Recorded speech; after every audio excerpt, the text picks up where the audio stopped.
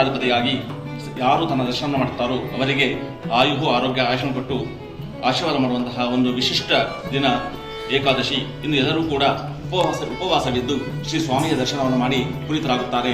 ವೈಕುಂಠದ ಏಕಾದಶಿ ಎಂದರೆ ಶ್ರೀ ಸ್ವಾಮಿಯವರು ನಿದ್ರಾ ಸ್ಥಿತಿಯಲ್ಲಿದ್ದಾಗ ಮುರಾ ಎಂಬಂತಹ ಒಬ್ಬ ರಾಕ್ಷಸ ಬಂದುಬಿಟ್ಟು ಈ ದೇವತೆಗಳಿಗೆ ತೊಂದರೆ ಕೊಡುತ್ತಿರುತ್ತಾನೆ. ಆಗ ನಿದ್ರಾವಸ್ಥೆಯಂತಹ ಶ್ರೀ ವೈಕುಂಠಾಧಿಪತಿಯಂತಹ ಶ್ರೀ ವಿಷ್ಣುವು ಎಚ್ಚರಗೊಳ್ಳದಿದ್ದಾಗ ಸ್ವಾಮಿಯ ಶರೀರದಿಂದ ಲಕ್ಷ್ಮಿಯು ಬಂದು ಮುರನನ್ನ ಸಂಹಾರ ಮಾಡಿದಂತಹ ಒಂದು ವಿಶಿಷ್ಟ ದಿನ ವೈಕುಂಠ ಏಕಾದಶಿ. ಇದು ಬಹಳ ಪ್ರಸಿದ್ಧವಾಗಿದೆ. ನಾಡಿನ ಎಲ್ಲ ಕಡೆ ಬಹಳ ವೈಭವಿತವಾಗಿ ಈ ಪೂಜಾ ಕಾರ್ಯಕ್ರಮವನ್ನು ನಡೆಸಿಕೊಡುತ್ತಾರೆ. ಎಲ್ಲರೂ ಕೂಡ ಈ ಶ್ರೀ ಸ್ವಾಮಿಯ ದರ್ಶನವನ್ನು ಮಾಡಿ ಪುನೀತರಾಗಬೇಕೆಂದು ತಮ್ಮಲ್ಲಿ ಮನವಿ. ವೆಂಕಟೇಶಾಯ.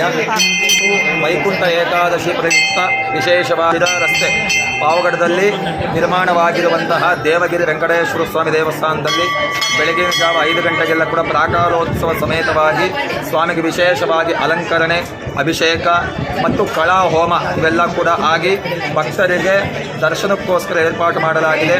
ಮತ್ತು ಸಂಜೆ ಲಕ್ಷ ತುಳಸಿ ಅರ್ಚನೆ ಇರುತ್ತೆ ಇವತ್ತು ವಿಶೇಷವಾಗಿ. ಆದ್ದರಿಂದ ಭಕ್ತಾದಿಗಳೆಲ್ಲರೂ ಕೂಡ ಭಗವಂತನ ಸೇವೆಗೆ ಕೃಪರಾತ್ಮಕವಾಗಿರು ಅಂತ ಹೇಳ್ಬಿಟ್ಟು ಭಕ್ತಾದಿಗಳಲ್ಲಿ ವಿನಂತಿ. ನಮೋ ವೆಂಕಟೇಶಾಯ. ಇವತ್ತು ಸ್ವಾಮಿಯ ದರ್ಶನ ಪಡ್ಕೊಂಡ್ರೆ ಏನೆಲ್ಲ ಸಿದ್ಧಿ ಆಗ್ತದೆ ಅಂತ. ಇವತ್ತು ಮುಕ್ಕೋಟಿ ಏಕಾದಶಿ ಅಂದರೆ ಈ ಏಕಾದಶಿ ದಿವಸ ಯಾರು ವ್ರತವನ್ನು ಮಾಡ್ತಾರೋ, ಯಾರು ದರ್ಶನವನ್ನು ಮಾಡ್ತಾರೋ, ಯಾರು ಉಪವಾಸವನ್ನು ಮಾಡ್ತಾರೋ 3 ಕೋಟಿ ಏಕಾದಶಿಗಳಲ್ಲಿ ಮಾಡಿರುವಂತಹ ಸತ್ಫಲಿತ ಎಲ್ಲ ಕೂಡ ಈ ಮುಕ್ಕೋಟಿ ಏಕಾದಶಿಯಲ್ಲಿ ಬರುತ್ತೆ.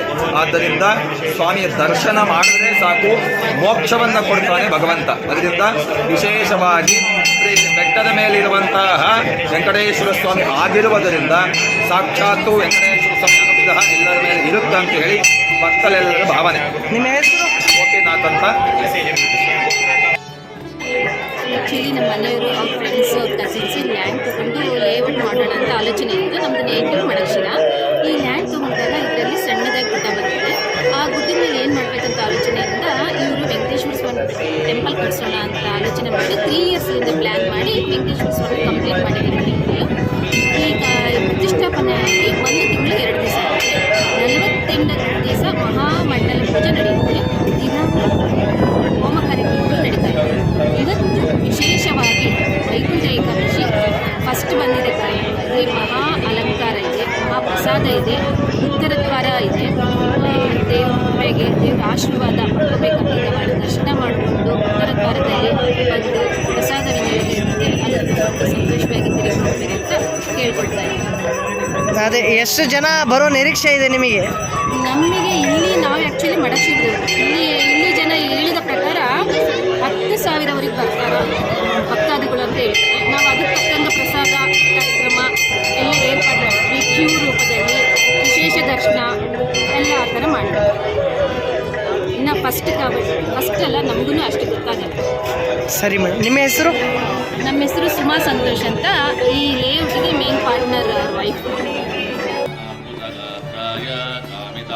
ಪ್ರಧಾಯಿನಿ ಶ್ರೀಮದ್ ವೆಂಕಟನಾಥಾಯ ಶ್ರೀನಿವಾಸಾಯ ಮಂಗಳಂ.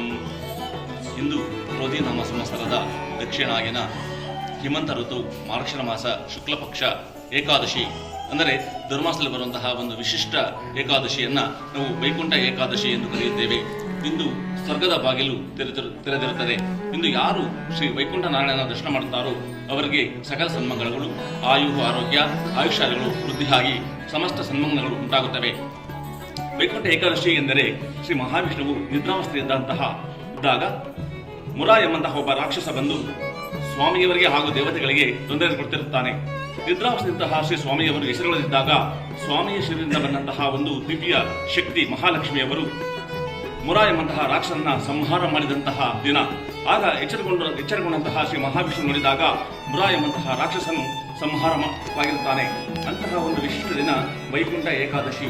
ಇಂದು ಯಾರು ಈ ಸ್ವಾಮಿಯವರ ದೇವತೆಗಳ ದರ್ಶನ ಮಾಡ್ತಾರೋ ಅವರಿಗೆ ಸಮಸ್ತ ಸನ್ಮಂಗಳು ಉಂಟಾಗುತ್ತವೆ. ನಾಡಿನ ಎಲ್ಲ ಕಡೆ ವೈಕುಂಠ ಏಕಾದಶಿಯನ್ನ ವೈಭವಿತವಾಗಿ ಆಚರಿಸುತ್ತಾರೆ. ಕೊರಟೆ ನಗರದಲ್ಲಿರುವಂತಹ ತಾಲೂಕು ಆಫೀಸ್ ಮುಂಭಾಗದಲ್ಲಿರುವಂತಹ ಈ ದೇವಾಲಯದಲ್ಲೂ ಕೂಡ ವೈಕುಂಠ ಏಕಾದಶಿ ಪ್ರಯುಕ್ತ ವಿಶಿಷ್ಟವಾದಂತಹ ಪೂಜಾ ಕಾರ್ಯಕ್ರಮಗಳು ನಡೆದಿದ್ದು ಭಕ್ತಾದಿಗಳು ಹೆಚ್ಚಿನ ಸಂಖ್ಯೆಯಲ್ಲಿ ಆಗಮಿಸಿ ಶ್ರೀ ಸ್ವಾಮಿಯವರ ದರ್ಶನವನ್ನು ಪಡೆದು ಆಗುತ್ತಿರುತ್ತಾರೆ. ತಾವು ಕೂಡ ಈ ವಿಶಿಷ್ಟ ದಿನದಂದು ತಮ್ಮಲ್ಲಿ ಊರಲ್ಲಿರುವಂತಹ ದೇವಾಲಯಗಳನ್ನು ದರ್ಶನ ಮಾಡಿ ಪುನೀತರಾಗಬೇಕು